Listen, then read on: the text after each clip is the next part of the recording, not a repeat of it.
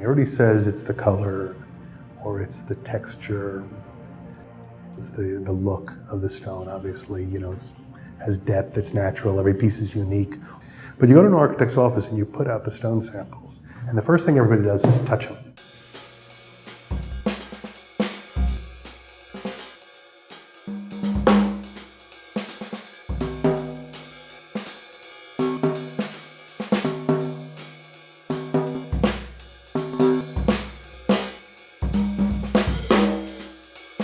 I was born in Belgium. We left when the Germans invaded Belgium in May of 1940. And we went from Belgium to France to Spain, and then from Spain to Portugal. What happened was my mother and I were walking down the street, and I saw that there were workers paving the street with marble.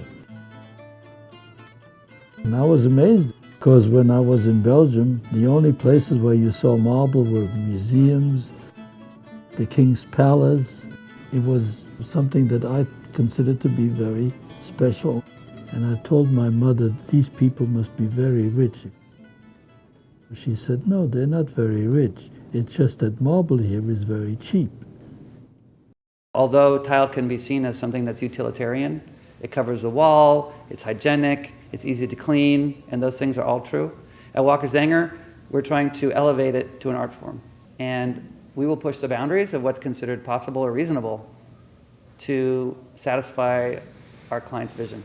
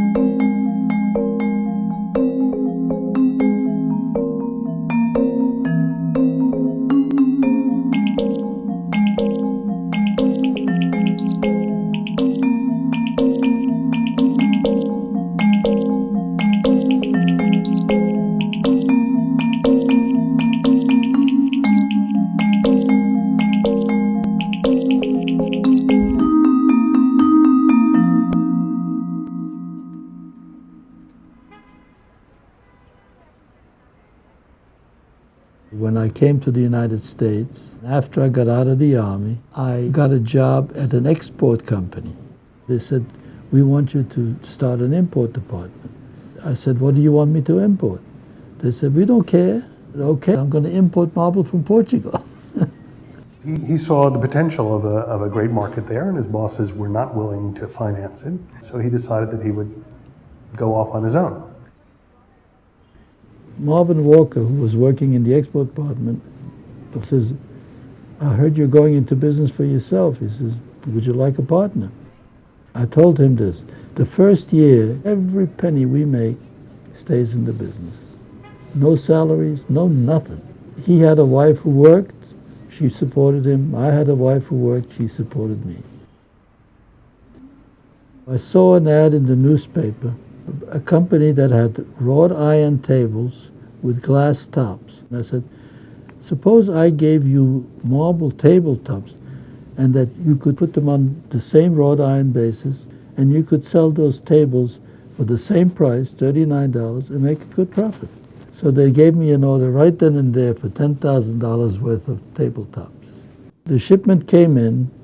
On Monday morning, there was a line outside the store around the block. Within 2 hours, they were sold out. I went to the big stores, Macy's, Gimbel's, Sears Roebuck, and they all gave me orders. At the end of that year, we had $1 million in the bank.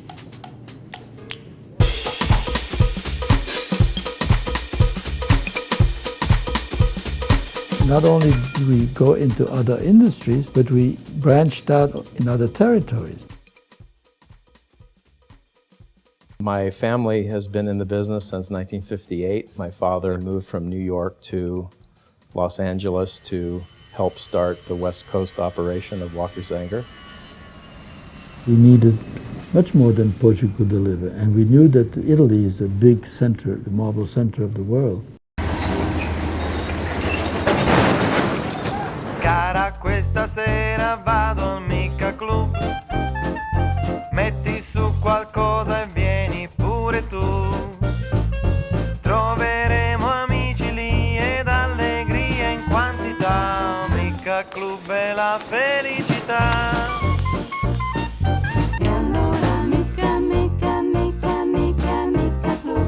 You know, these were old family ties that went back generations.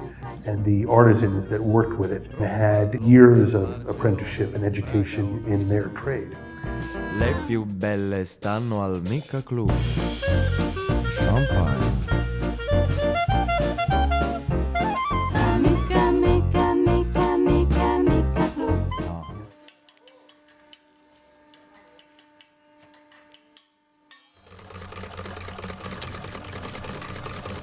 The tile that we make and design ourselves has an element of hand work to it. The reason for that is not that we can do it better by hand. I mean, you could conceivably have more consistency if all of this was done by machine. But the hand element makes every installation different. It makes it unique and makes it a little more beautiful than something that's mass-produced. Sketchbook is a collection of tile that really combines like modern or contemporary design with a very old way of making tile.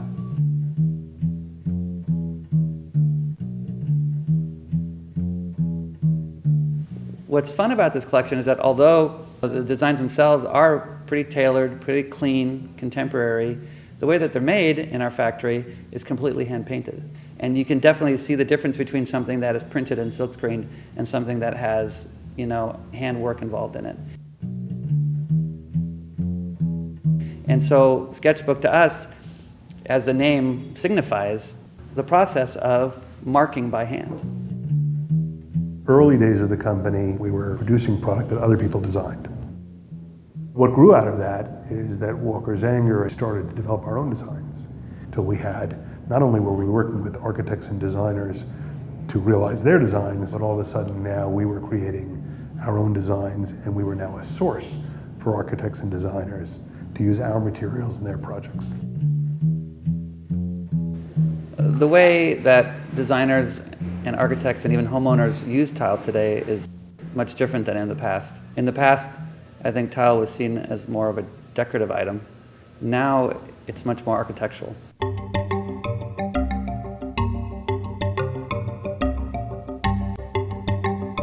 Robert A.M. Stern is an iconic architect in New York City who is responsible for some very high-profile private residences, apartment buildings, libraries at major universities. Robert A.M. Stern is a modernist, but rooted in classic design. That combination of taking classic design and updating it for modern applications really fits into what Walker Zanger has been doing for the last 60 years.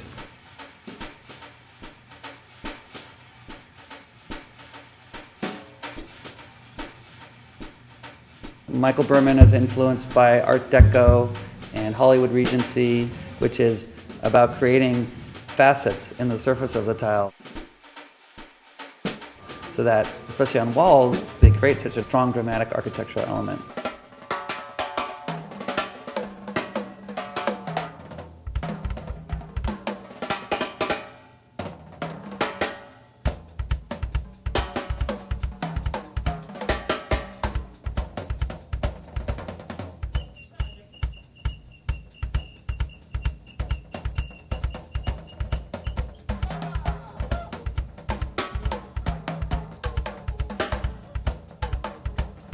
At Walker Zanger, we have a history of embracing new types of mediums to make tile out of.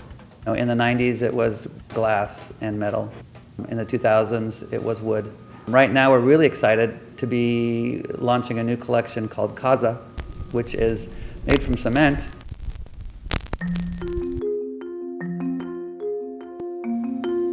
Cement with some kind of super dimension.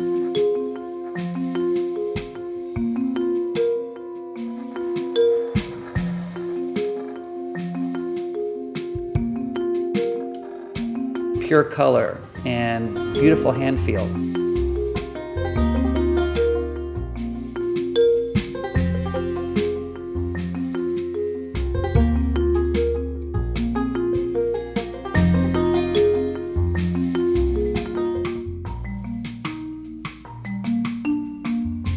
Fashion plays a role in designing tile in the way that fashion plays a role in influencing so much of design.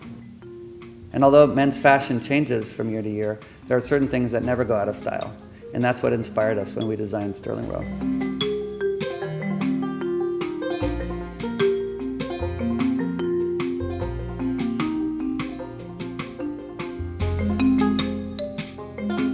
Right away, we knew we had something.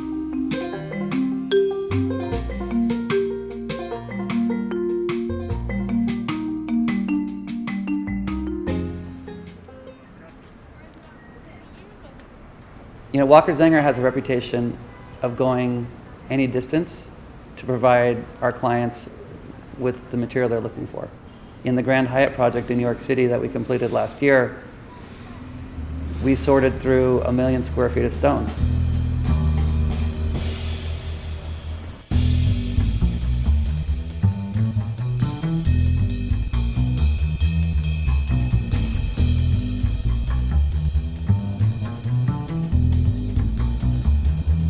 The original J. Paul Getty Museum in Malibu was probably a once-in-a-lifetime job in terms of the kind of products that were used, the budget, the attention to historical detail.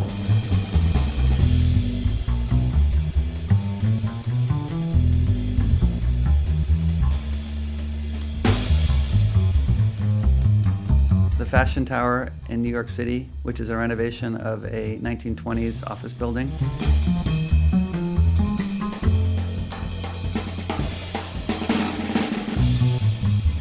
We recently had the opportunity to work on a new restaurant in New York City owned by the Mario Battaglia Group. We provided mosaics that cover the floors and many of the walls of the restaurant. The motif that's used for the flooring, you know, the restaurant owners loved it so much. It's on the napkins and in the logo. It's kind of an interesting example about how something that could be considered just one design element actually became sort of a defining feature, you know, of that project.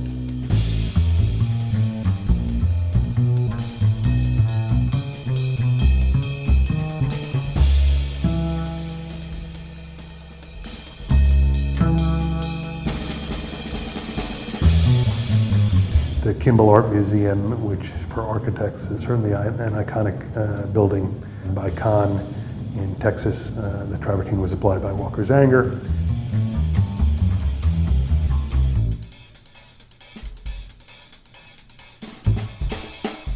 When you can participate in a project like that, it's very exciting and very important legacy of our company.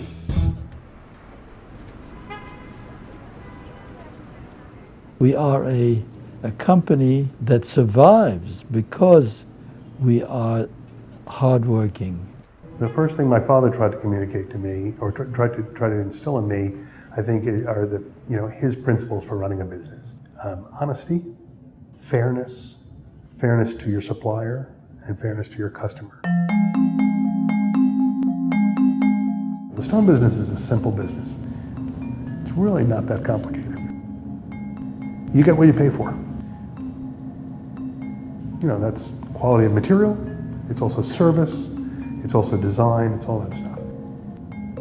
People come to Walker Zanger in order to get that kind of service and that kind of attention. That's detail.